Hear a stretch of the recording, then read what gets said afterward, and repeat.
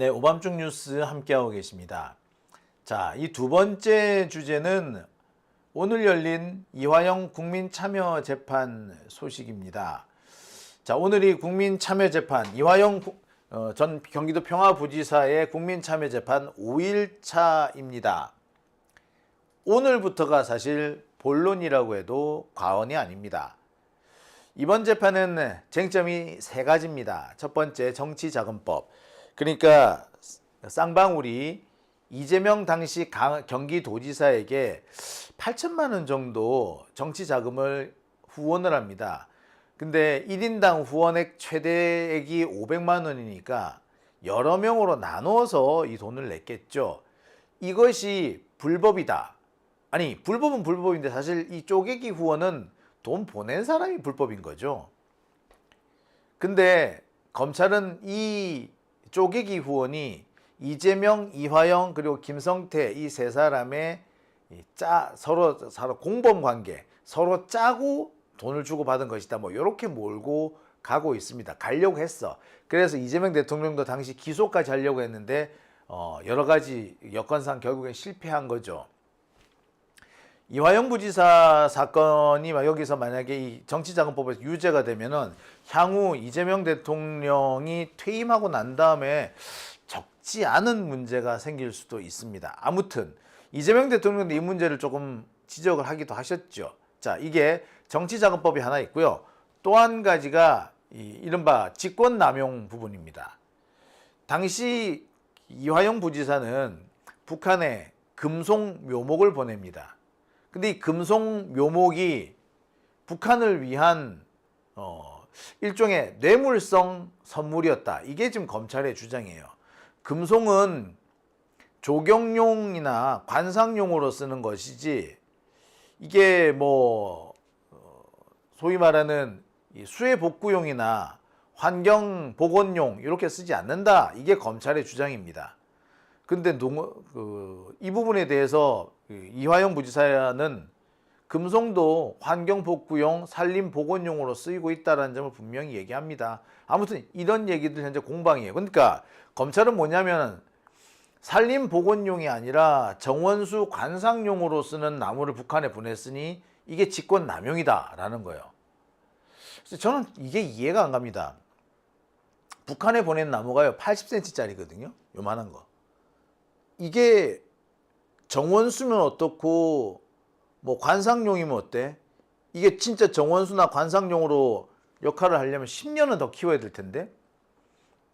자, 아무튼 이런 거 가지고 검찰이 어거지를 썼어요. 그러니까 누가 보더라도 이화영을 괴롭히기 위해서 이런저런 추가 혐의를 갖다 걸은 겁니다. 그러니까 이화영 부지사가 검찰 말을 안 듣고 자꾸 이재명을 보호하려고 하고 이재명은 죄가 없다 이렇게 얘기를 하니까 그래? 너 한번 좆돼봐라 이러면서 뭐 진짜 온갖 뭐 되는 거 안 되는 거 다 끌어모아서 기소를 한 거예요. 검사들이 이럽니다. 자신들의 기분 나쁘잖아요. 입맛에 뭐 안 맞잖아. 그러면 그 사람을 수단과 방법을 가리지 않고 괴롭힙니다. 한동훈이가 저를 고소를 하다가 안 되니까 나중에 뭐까지 고소합니까? 저를 아동학대로 고소를 해요. 제가 이 한동훈 딸내미 입시 문제를 계속 거론하잖아요. 이게 한동훈 딸내미 입시 문제를 계속 거론해가지고 한동훈 딸내미가 스트레스를 좀 받았대. 그러면서 내가 한동훈 딸내미를 괴롭혔대. 그게 아동학대래. 예, 이게 한동훈의 논리입니다. 개새끼지. 물론 족같은 소리를 하고 지랄이야. 근데 이게 뭡니까? 검사들이 흔히 쓰는 방법, 상대방을 괴롭히는, 나랑 갈등 관계에 있는 사람을 괴롭히는 수단으로 이런 걸 써요. 그러니까 이화영이 검찰 말을 안 들어서 검찰들이 이걸 보복 수단으로 쓴 겁니다. 예, 그거예요. 자, 그리고 세 번째 주제가 바로 연어 파티, 소주 파티 부분입니다. 이게 뭐냐면은 연어 파티, 소주 파티가 있었다라고 이화영 부지사 국회에서 증언을 하죠. 이 국회에서의 증언이 위증이라고 검찰은 지금 어거지를 쓰는 겁니다. 그러면서 지들 멋대로 이화영의 주장은 위증이다. 그러니까 너 기소당해야 돼. 라고 지금 기소를 한 거예요. 연어 파티, 소주 파티 검찰에 불리한 얘기잖아요. 검찰에 불리한 얘기를 했다고 위증이라고 지금 기소를 한 거야. 이런 걸 보고 셀프 기소라 그러죠. 누구든 자기 자신의 사건에 대해서 재판관이 돼서는 안 된다라는 그런 명언이 있습니다.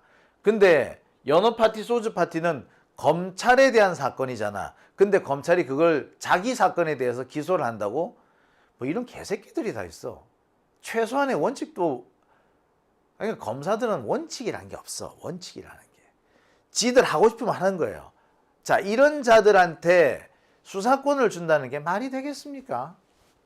연어 파티, 소주 파티 이거 수사 어디서 해야 돼요? 이게 만약에 진짜 위증이면은 경찰 단계에서 수사를 해야 되죠. 근데 경찰이 연어 파티, 소주 파티 이걸 가지고 기소 의견을 보냈겠어? 이거 경찰이 수사 자체를 못한 거예요. 그러니까 검사가 이걸 보안 수사 명령을 하고 뭐 어쩌고 저쩌고 그다음에 뭐 송치 요구 뭐 이런 걸 해가지고 사건을 갖고 와버려. 그래가지고 기소를 합니다. 지금 보안 수사권 어쩌고 저쩌고 얘기하는데 보안 수사권은 절대 검사한테 주면 안 된다는 대표적인 케이스가 바로 이 케이스야. 자, 아무튼 이 연어 파티, 소주 파티와 관련해 가지고 오늘부터 이 심리가 시작이 됐습니다. 뭐 시작을 하나마나 검찰한테는 매우 불리한 상황이 진행될 수밖에 없습니다. 이미 증거가 다 나왔어. 검사들은요 참 못된 것이 증거가 있는데 증거가 없다고 오리발을 내밉니다. 진짜 못된 건데 이게 조선일보들과 똑같이 해. 동아일보도 마찬가지.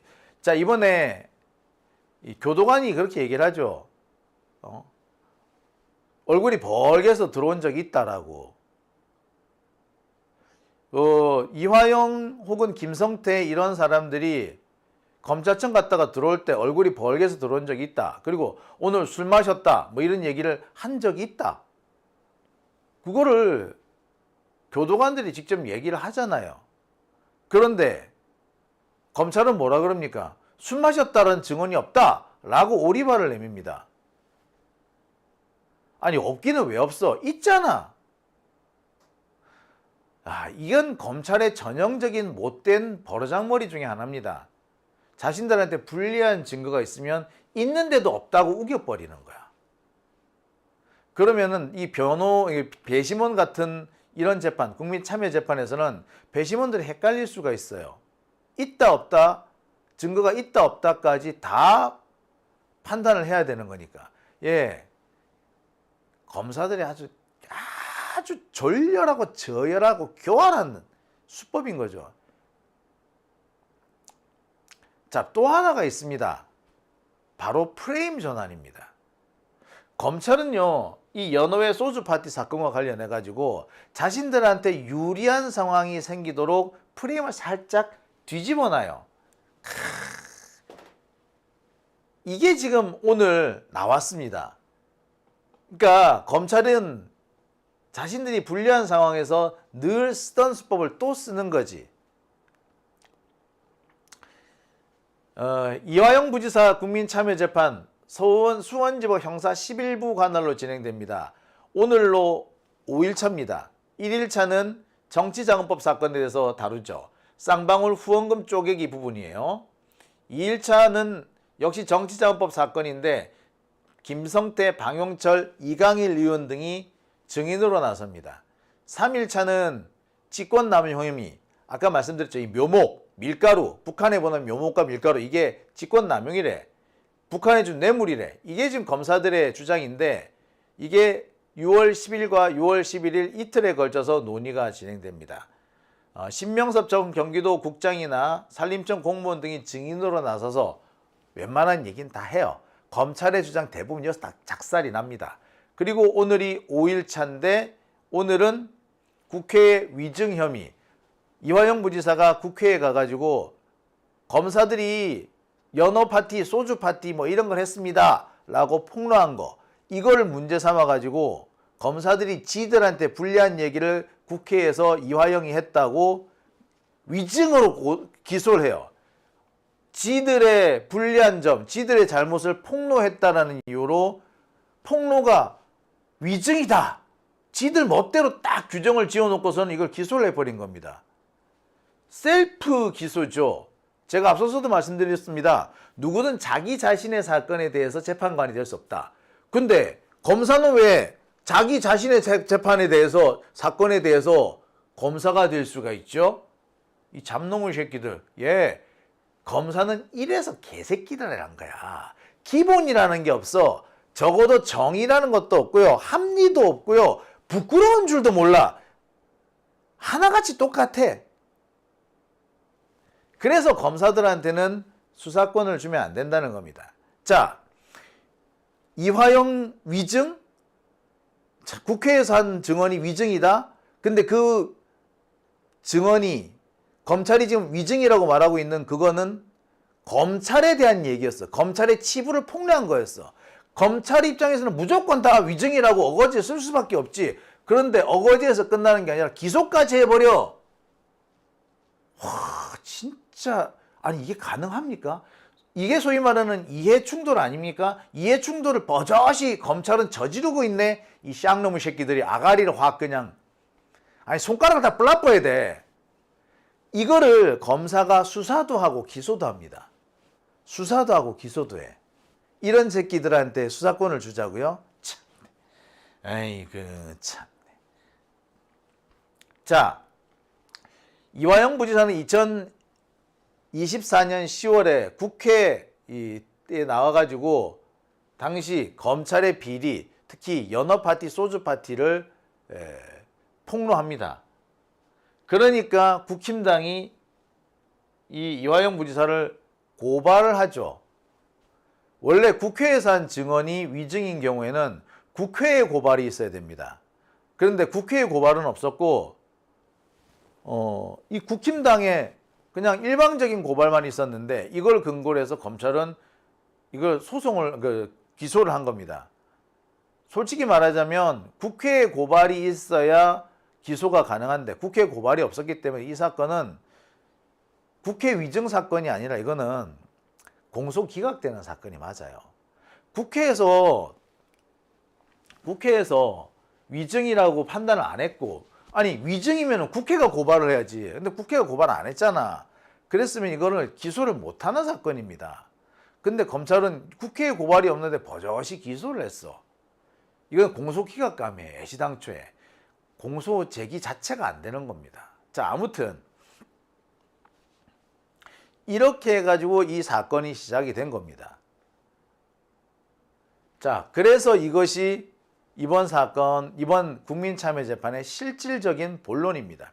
총 3가지 쟁점이 있다고 했죠. 아까 뭐 정치자금법, 뭐 쪼개기 후원, 그 다음에 이 직권남용, 북한에 묘목, 밀가루 보낸 거, 요게 직권남용이다 이건데 참 기가 찹니다만 요 2가지는 어떻게 보면 맛배기고요. 이제부터가 본론입니다. 소위 말하는 연어파티, 소주파티가 있었느냐 없었느냐라는 거예요. 오늘 모두 진술이라든지 이런 것들이 쭉 진행이 됩니다. 그리고 피고인 신문도 대략 이때쯤 진행이 돼요. 이화영 부지사는 오늘 이 법정에서 자신의 입장을 이렇게 쏟아냅니다. 그리고 다음 주에 박상용, 설주환, 김성태가 증인으로 나서요. 자, 이 설주환 변호사는 여러분 아시겠습니다만 이른바 양형거래, 형량거래의 핵심 인물입니다. 그 이화영 변호사의 이화영 부지사의 변호인이죠. 서민석 변호사. 서민석 변호사가 박상용하고 통화를 하다가 많은 얘기를 합니다. 그 중에 보면은 박상용이 설주환 변호사를 언급하면서 이미 합의가 다 됐다라는 식의 얘기를 해요. 그리고 설주환 변호사가 뭐 당내에 뭐 여기 그 주요 인사들하고 뭐 협의가 다 끝난 것처럼 얘기를 했다, 뭐 그런 얘기까지 나옵니다. 아무튼 형량 거래가 거의 설주환 단계에서 진행된 걸로 보여요. 참 묘한 얘기가 들립니다. 이 설주환 변호사는 민주당에 있다가 이낙연 당으로 넘어가죠. 그리고 그 무렵에 이화영 부지사를 배신합니다. 그리고 그 무렵에 김성태하고 모종의 관계가 형성된 정황도 있어요. 김성태는 호남 기업인이죠. 원래 호남 조폭이지만 이 사람이 지난 대선 때 유력 정치인들에게 줄을 섭니다. 김성태 쌍방울은 원래 정세균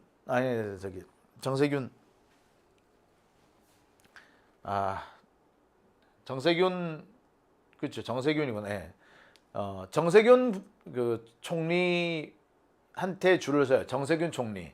정세균 총리가 전주 출신이죠. 전주 무슨 고등학교 출신인데, 그래서 전주고 나오질 않았지만 전주고 인맥의 핵심적인 역할을 한다는 사람이에요. 아무튼 자, 그래서 이 김성태도 이 정세균 총리한테 줄을 섰는데, 정세균 총리가 중도 낙마를 하죠. 자, 그래서 정세균 총리 뒤에 줄을 섰던 뭐 여러 기업인들, 쌍방울을 비롯해서 이 사람들 중에 상당수는 그대로 호남 정치인인 이낙연한테 붙습니다. 근데 쌍방울을 비롯한 몇몇 소수만 나는 이재명한테 갈란다고 이재명으로 온 거예요. 이낙연 입장에서는 되게 기분 나쁘잖아. 저 새끼가 내가 아니라 이재명을 선택해? 그래서 은근히 쌍방울에 대한 견제, 보복 이런 거를 했다는 얘기가 들려요. 그것이 이 쌍방울에 대한 수사 등등으로 이어졌다. 그리고 이것이 아시다시피 이번에 뭐 대북 송금 문제로 이어진 거예요. 결국에는 실제로 대북 송금 사건 이거를 거론을 한 게 실은 이낙연 쪽 아니었습니까? 그죠? 자, 그렇게 이걸 전제를 하고 보자고요. 설주환 변호사 민주당에 있다가 이낙연 당으로 넘어갔단 말이야. 자, 근데 그 무렵에 김성태하고 설주환 사이에 모종의 관계가 형성된 걸로 보이는 정황들이 꽤 많이 나와요.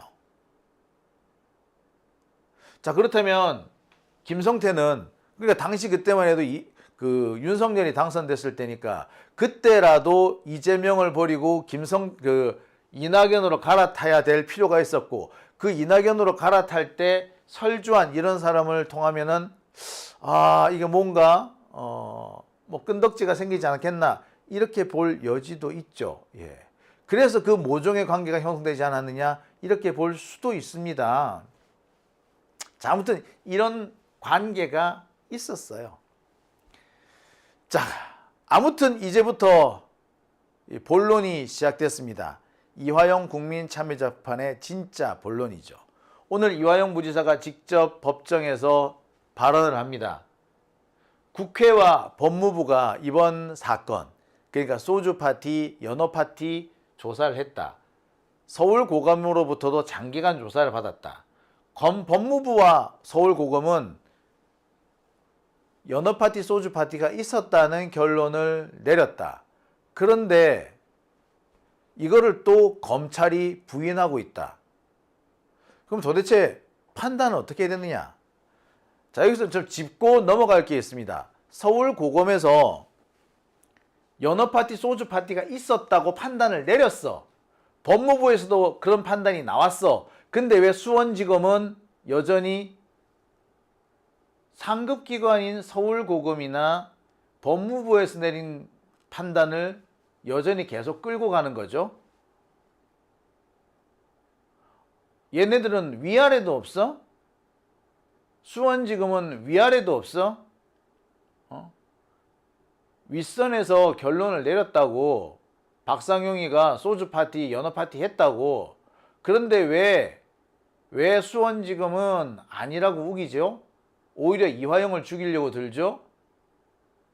이거 원래대로 하자면 수원지검이 지금이라도 사건을 뒤집는 게 맞아요. 지금이라도 공소 취소하는 게 맞아요. 그런데 수원지검이 끝까지 우기고 있는 거야.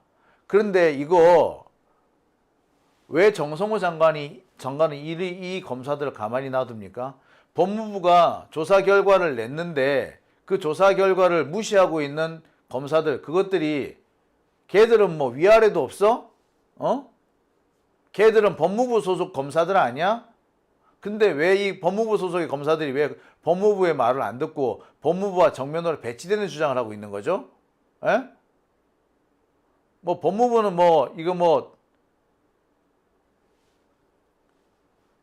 뭐야 이거? 여기 이 동네는 뭐 그 모래알 집안이야? 콩가루 집안이야? 네, 진짜. 자, 상황이 이렇게 됐는데 수원지검의 한승훈 검사는 어거지를 씁니다. 뭐라고 어거지를 쓰느냐? 이번 사건은 너무나도 간단한 사건이다. 딴 거 다 필요 없고 소주가 반입됐는지 안 됐는지만 확인하면 된다. 김성태도 교도관도 소주 반입이 안 됐다라고 주장하더라. 간단하다. 소주가 반입 안 됐으면 다 끝이다. 무효다 이거야. 여러분, 소주가 반입이 됐다. 소주 파티를 했다. 이게 중요한 게 아니죠. 소주 파티, 연어 파티. 소주 파티뿐만 아니라 연어 파티는 돼? 그러면? 소주 파티는 안 되고 연어 파티는 돼? 소주 파티, 연어 파티 다 안 되는 거 아니에요?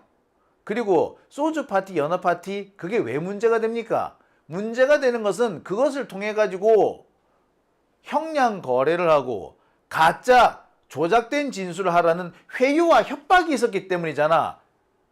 소주 파티, 연어 파티는 회유와 협박의 표상이잖아. 그래서 소주 파티, 연어 파티라고 하는데 소주가 안 들어갔다. 요게 중요하다. 안 들어갔으면 다 없어. 이딴 소리를 해요. 뭐 이런 개소리가 다 있어 이거. 이 검사 맞아?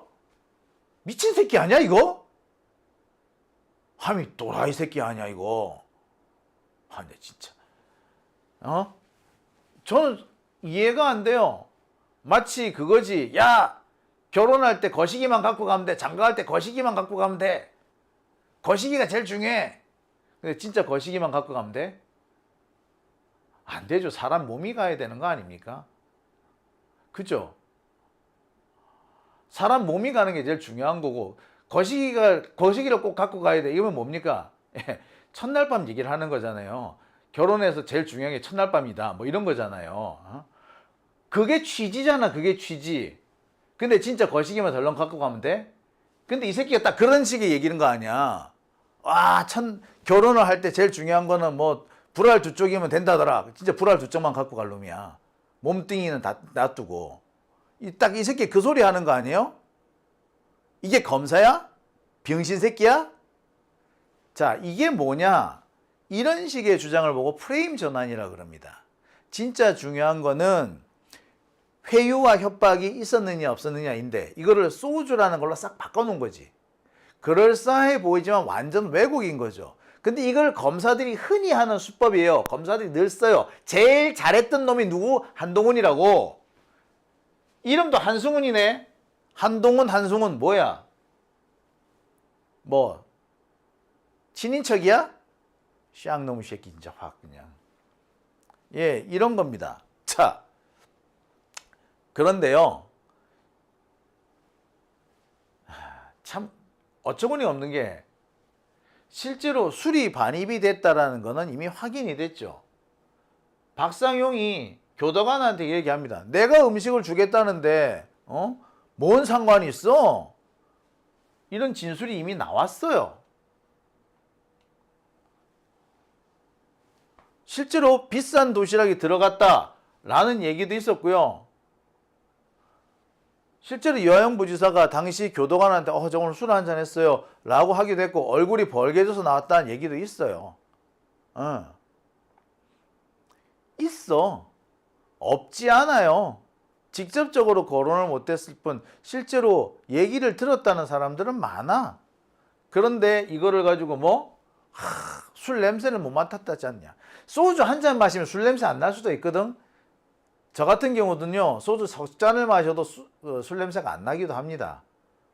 소주 반 잔만 마셔도 술 냄새가 펄펄 나는 사람이 있고요. 저처럼 한 서너 잔 정도 마셔도 술 냄새 안 나는 사람도 있어요. 근데 술 냄새 못 맡았다, 그러니까 소주가 반입 안 됐다, 이런 개소리를, 개새끼. 그리고 소주가 중요한 게 아니잖아. 소주 연어회 소주 파티잖아. 그럼 연어회도 들어갔는지 중요하잖아. 근데 연어는 왜 뺐는데? 그리고 연어 소주가 왜 중요합니까? 회유와 협박, 형량 거래, 진술 조작을 위한 회유와 협박, 이게 바로 연어 소주 파티로 대표되는 거잖아요. 그게 표상이 되는 거 아니야. 근데 검사라는 놈들이 이렇게 조잡하게 프레임을 전환하려고 합니다. 프레임 전환. 한동훈이가 제일 잘한다 그랬는데 이건 한승훈 검사가 하고 있네. 아이고, 이름이 비슷하니까 하는 짓거리도 비슷한가? 자, 법정을 비롯해서 모든 사안에서 다 마찬가지입니다만 발언의 한마디 한마디 단어나 표현의 내용이 중요한 게 아니고요. 취지가 중요하지 않습니까? 발언의 취지를 살펴야지 부분적이고 지엽적인 표현의 정확성이나 단어의 사용 여부 이런 거를 따지면은 이게 이야기가 산으로 갑니다. 실제로 우리나라 이 법원 판례에도 보면은 뭐라고 되어 있느냐? 종합적으로 전체적으로 판단하라고 되어 있어요. 그러니까 소주 파티, 연어 파티도 종합적 전체적으로 보아서 판단을 해야 되는 거죠. 그러니까 원래 발언의 취지는 회유와 협박 그리고 형량 거래가 있었느냐 없었느냐잖아. 근데 이거를 검사들은 술로 단순화합니다. 말씀드렸다시피 전형적인 프레임 전환이죠. 그리고 이미 소주를 산 증거도 있어요. 프레임 전환을 한다고 해도 사실은 웃기는 게 수원지검 앞에 편의점, 지금은 GS25인가 그래요. 옛날엔 그게 이마트 24인가 그랬대. 거기에서 소주를 사. 근데 제가 뭐 들어보니까 수원지검에서 문 나오자마자 바로 앞에 있는 편의점이 거기더라고. 거기서 쌍방울 법카로 소주를 산 기록이 나와요. 그리고 소주를 사러 누가 나갔다?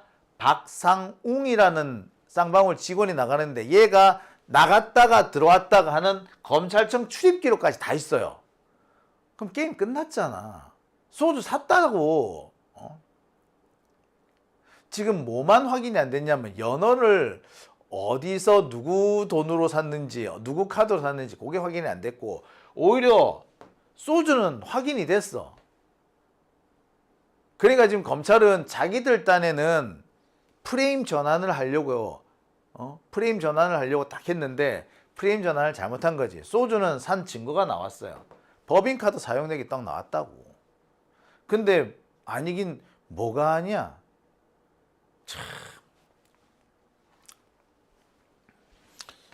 자, 우리나라 검찰 참 앞으로 갈 길이 멉니다. 그죠? 이런 식으로 지금까지 이런 식으로 해왔겠죠. 솔직히 저도요. 법정에서 검사들이랑 맞서다 보면은 그런 생각 참 많이 들어요. 아이고, 저렇게 어려운 시험 합격하고 그 어려운 시험 합격하려고 그렇게 열심히 공부해가지고 저기 나와서 저렇게 어거지 쓰고 있네. 진짜. 예, 이런 걸 보고 인재 낭비라고 하죠. 노동력 낭비고 국력 낭비입니다. 검사는 지금 국력 낭비의 표상인 겁니다. 자, 오밤중 뉴스 함께하고 계십니다. 함께하고 계신 지금 시각 12시 45분 지나고 있습니다.